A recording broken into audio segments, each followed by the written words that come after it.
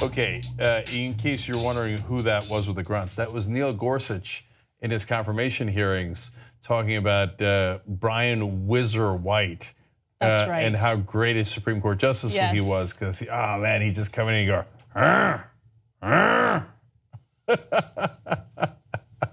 They're literally, they're apes. Like that's what they are. Like, let's just keep it real. Like who gets excited about grunting to open a conversation? Oh, what a great guy. That was him and Ted Cruz. Remember Ted Cruz's slimy face? That's what I'm gonna do at the beginning of every show now. Let's see if it earns the same respect. Oh, that right-wingers are gonna love him. Love you. Okay, I'm gonna tell you a quick thing here, and then we're gonna move on, because we really don't have much time. We've got old school coming up, and we want to talk about a couple of stories. So my dad has a theory, and I actually think it's not such a bad theory. He thinks that people who speak more clearly have a better chance of winning office, and are better at media. Now, as you can tell, I speak very clearly, so he might be biased. And he's 80, and so he has trouble hearing people who mumble. Yeah. So he's got a number of biases. But people respond to strength, and so and clear, forceful speaking is one way of triggering that, right or wrong, right? And so I bring this all up because, not just because of the grunts, but Jim Keedy, who we just had on in Rebel headquarters, that dude speaks clearly and forcefully. It makes me think he's going to win, and I think he will. And plus, he's actually strong. So you've given me a lot of advice throughout the years, and I remember every instance because like you were a mentor, you know what I mean? And one piece of advice that you gave me very early on was, when you make your point, make it confidently. Because when I first started, I would make my points, but I was so nervous about getting something wrong or not sounding smart enough or whatever. And so I would make my points as if I was asking a question instead of making a statement. And I think you even said, even if there's a possibility you're wrong, say it confidently. You said something like that. You know what I remember about that interaction? Nothing. I know. But that's the amazing thing about like human interaction. Something that stood out to me and that I'll probably remember for the rest of my life. You didn't remember, didn't care, but it had a huge impact on me. Oh, that's awesome. Yeah. Glad to hear it. And I'd like to add that 2 + 2 = 5. By the way, that's kind of what Republicans do, and it works. And it works with 40% of the country. Yeah. Okay. All right. So sports. Okay. Anna was dying to do a sports story. We didn't get to it, but I want to do it here. Okay. Maybe I'll do it with Mark too. Okay. So there was a local news anchor out of Dallas, Fox 4 Dallas reporter Edward Egros. And he was tweeting about the Olympics, specifically figure skating, and he said something that was controversial. He said that he has the utmost respect for figure skaters. Only a few people in the universe can do it, and they deserve my praise. Okay, that seems nice, right? Although it's Twitter, so if he just left it at that, there would still be people throwing feces at him, right? But here's the second part, which is what pissed people off. But it's not a sport. Drums. Okay. Drums ensues. So Olympic figure skaters responded to him, and Vincent Zhu is one figure skater who said, "Your job is to be a sports reporter. Figure skating is not a sport to you. Stick to reporting on real sports. Do your job and we'll do ours." And then other people chimed in. When Vincent sticks the landing, they go, "Zoo lander." Oh my God! Is that the only reason why you wanted to do the story? No, I just thought of it right there. Don't enable him. He's enabling you. Okay. And then also other figure skaters got involved. Everyone was pissed off. Yeah, the tweets are not that good. Like I thought they were gonna every headline now involving Twitter Now there's a ton of stories because it's a really cheap, easy way of doing a story. And on these websites, they got to crank out story after story after story. Yeah. And they don't have a lot of time. So they're like, Twitter says this. I just go grab a couple of tweets and I'm done with it, right? Yes, yes. Right? And every headline is, oh, figure skaters knock out local sports. Destroy. Yeah. Take down. With one simple tweet, with 2 words, they annihilate him. Yes. Right? And then you read the tweets, you're like, oh. And by the way, sometimes they're really great, right? But 17 out of 20 times you're like, oh, they just said they don't agree. Yeah. Right, and that's kind of what happened here. Yeah. So I like it because it goes back to some of the oldest debates we've ever had at TYT. That's why I brought it up. Yeah, and don't get Mankiewicz started because Twitter will be on fire. Okay. So is figure skating a sport? Obviously not. No, I'm kidding. Look, I've given up that debate because, and the counterpoints are actually really, really good. Yeah, it's a competition. But figure skating's not even really close. It's, I think, like, I don't know. Some of the other things I think Ben gets more animated about. I forget now. But I do have an issue. Me personally, I like sports where it is easier to tell who the winner is rather than relying on judges, okay? Now, the counterpoints are excellent. One is, well, are there a lot of dudes going around saying boxing's not really a sport?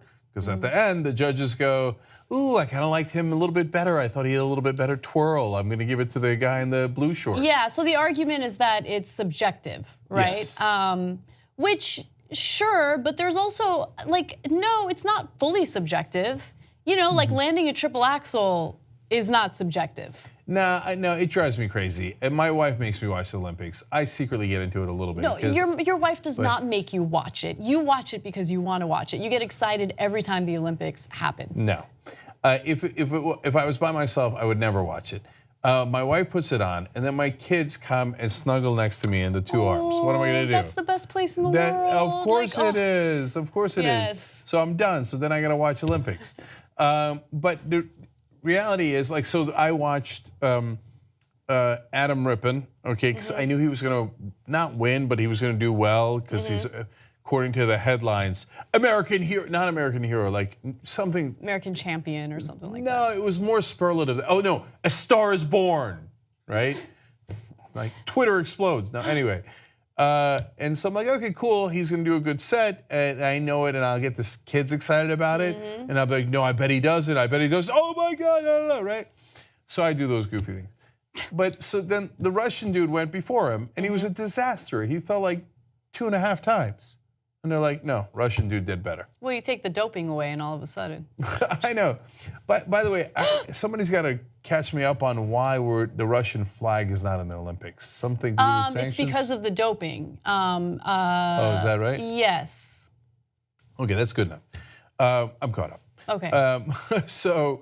But I'm like, Adam Rippon, I get it. The Russian guy probably tried jumps that are a little harder. I'm not that dumb. I understand the concept overall.